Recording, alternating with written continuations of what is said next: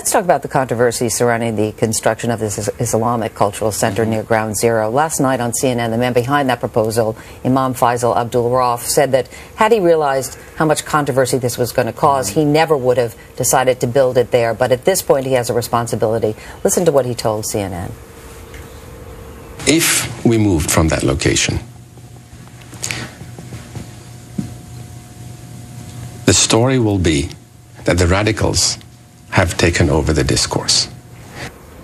I know, Congressman, that you're opposed to that mosque being put there, but is he right that he would just be fueling the radicals if he moved that cultural center at this point? Well, my problem with what he's saying is he seems to be equating the 71% of Americans who oppose this as being radicals. He's talking about the radicals who are opposed to the mosque, which to me is 71% of the American people, and comparing that to Al-Qaeda or radical elements in the Muslim community. And that to me is it's a totally wrong equation.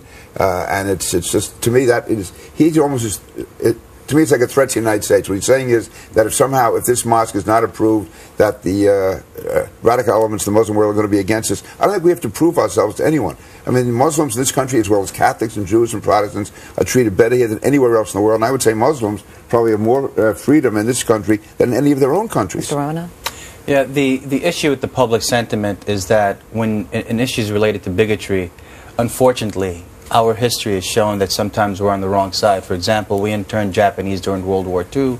We segregated our military, our schools, and it took an executive order to undo that. And we also enslaved our fellow Americans. So, I mean, when it comes to bigotry, we've got to be careful about the public sentiment. What's really important is that our public officials and our congressmen have to come out and tell people this is not what America represents. These are not the ideals that our nation was founded on, and we have to be better than that. Yeah, but what I disagree with there is what are we saying? You know, what am I saying as a congressman that in any way violates American ideals? I have raised real questions about the Muslim leadership in this country. For instance, I don't think the Muslim leadership speaks out enough against terrorism. I can tell you that there are mosques in this country where imams tell their congregants not to cooperate with law enforcement. And if you talk to law enforcement people, they will tell you that very seldom do they get cooperation from the Muslim leadership. But and that to me is a real issue. But the imam might say to you, as he said on CNN last night, this story broke last December, front page of the New York Times. Nobody complained about it then. It wasn't until about 2 months ago.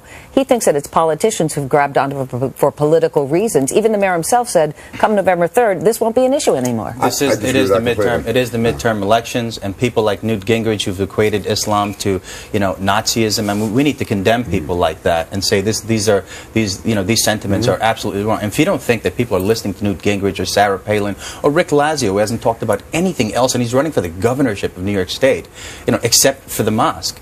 You know, he's basically driving all attention and driving the public sentiment against the development of a religious institution which is protected by our Constitution. We have about 15 seconds. Okay, no one says that there's not an absolute right to build a mosque, but because you have the right doesn't make it right. And I think it's a very legitimate issue to talk about this mosque to be barely 500 feet from Ground Zero, to have a 13-story, $100 million edifice where 3,000 Americans were killed that day. It's wrong, and I think it's wrong to say that somehow it's un-American to raise that as an issue, because no, I don't think that's. I think that free speech is also an American principle. But Timothy McVeigh blows up a federal building, and we don't say you can't build any churches around there. This is, gentlemen, this is a discussion that's going to go on for quite a while. That's a totally unfair comparison. The fact is, why is it unfair? Because the Muslim leadership in this country does not cooperate with law enforcement. What Muslim leadership? Let me ask you about that. Because well, you know what? Jewish leadership or Muslim leadership. I'm talking about imams in mosques which are being investigated. You can't just make a general. This is why, gentlemen, I'm going to have to cut it off there. I understand, but my point is where it's from. This is why this is such a controversy, because it is so heated on both sides, and it's not going to end today or tomorrow. I have to stop it there. Thank you so much, Congressman. Thank you very much. You're a peacemaker. I'm a peacemaker, exactly. Christine Johnson. And I'm Chris Raggi. The man behind the mosque finally steps in front of the cameras. Imam Faisal Abdul Rauf says he's not changing locations. And tonight he is finally answering some tough questions about the proposed Islamic Center. And we were there as families of 9/11 victims watched and listened. CBS 2's Sean Hennessy joins us now with more on this. Sean? Christine, these were the words the world has been waiting to hear. And tonight the Imam himself was direct, determined, and mindful of the controversy, but not ready to walk away from it.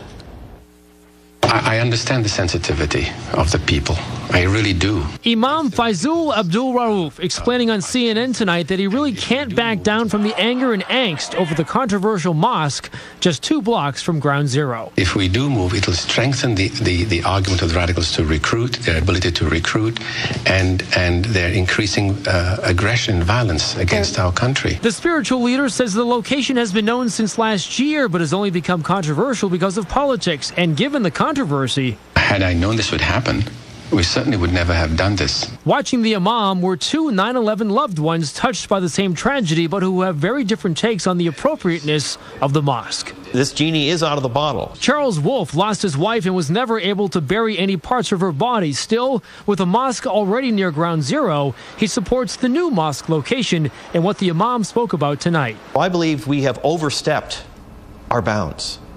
I have not been part of it, but I believe those have overstepped their bounds, because there was already a mosque there for over a year, and they didn't have any problem with it.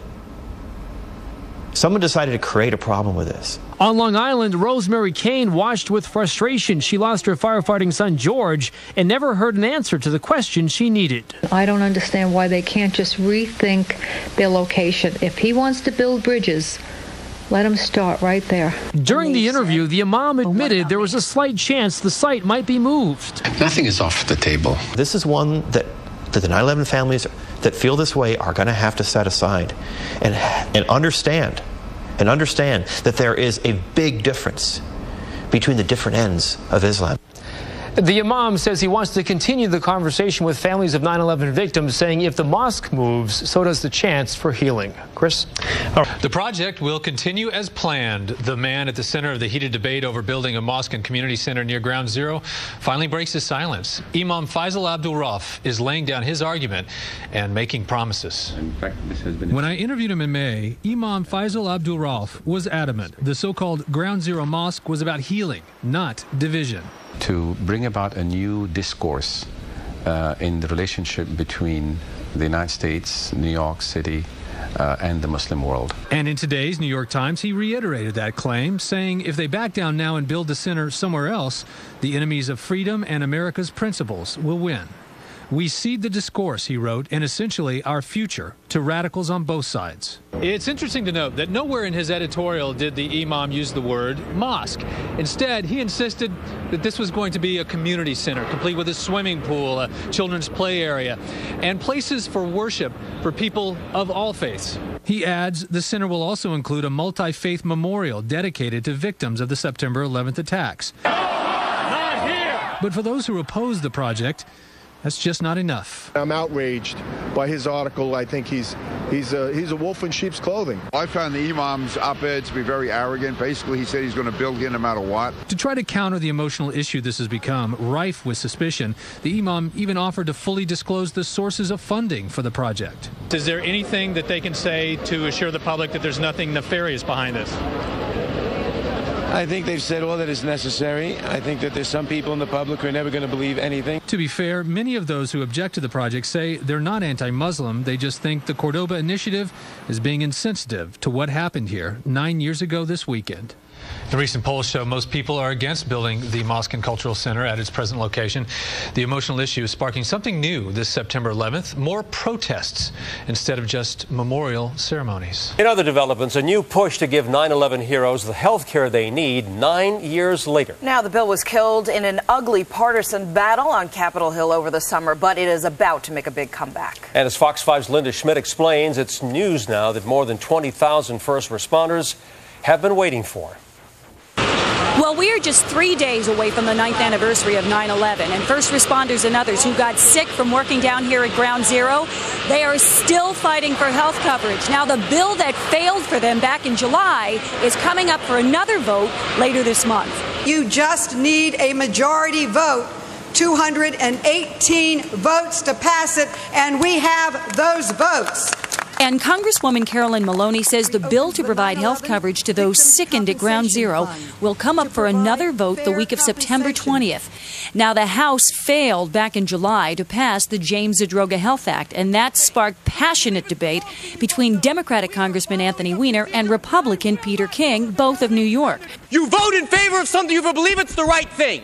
If you believe it's the wrong thing, you vote no. We are following a procedure. I will not yield to the gentleman, and the gentleman will observe regular order. The gentleman will observe regular order. Republicans had tried to pad the bill with additional amendments. Weiner and King then blamed one another for the bill's failure. Instead of fighting with each other, we're going to be fighting with others in Congress and with everyone to make sure this bill passes. We're working as one. This is a united team. What happened in the past happened. That's part of New York. What we both agree on today is all of us, and not only in the New York delegation, but in both sides of the aisle, need to work to get this thing passed.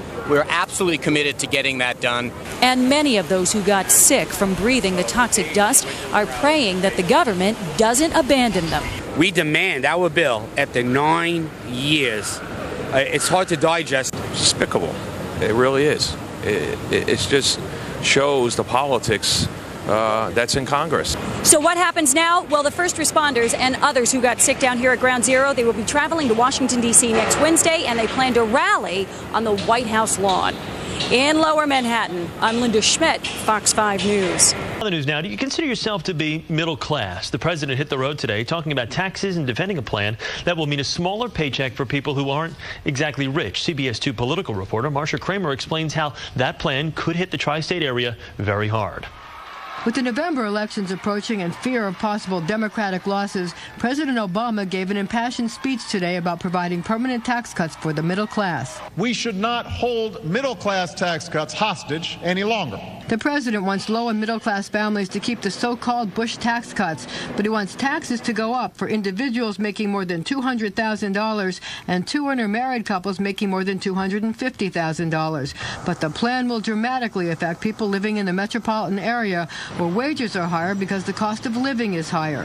The Obama plan means an extra $2,100 in taxes for the family here making $250,000, an extra $4,441 for a family at the $300,000 level, and $7,388 in extra taxes for those making $500,000. And if you make $1 million, your tax bill goes up $51,389. Members of the president's own party say he's dead wrong and needs to dramatically increase his definition of middle class before he sends IRS agents knocking. $250,000 sounds like a lot of money, but for a couple of working households in New York, before taxes, that's not exactly rich. I think it should be higher, maybe something in the magnitude of $1 million, and that still gives plenty of money. I've introduced legislation to vary income tax brackets according to the cost of living in the locality to make things more fair. Republican Congressman Peter King says President Obama's idea is terrible for our area. It's going to hurt investment. It's going to cut back on jobs. It's going to hurt sales tax revenues here in the state. It's absolutely devastating. The idea of raising taxes on anybody is a rather horrifying prospect in this kind of an economy. Part of the country is just they don't have a job and they're going down the tubes, and so now he's just taking money from those who have. It's a ridiculous way to do things. I understand it, and I support him, but I'm not sure about that because I'm thinking about how it's going to affect my family. What's clear about the president's tax plan is that there will be a big debate in Washington. What's unclear is whether he can get the votes to pass it. In Manhattan, I'm Marcia Kramer, CBS 2 News. The president also wants tax breaks to let businesses write off 100% of spending on new investments and equipment during all of next year.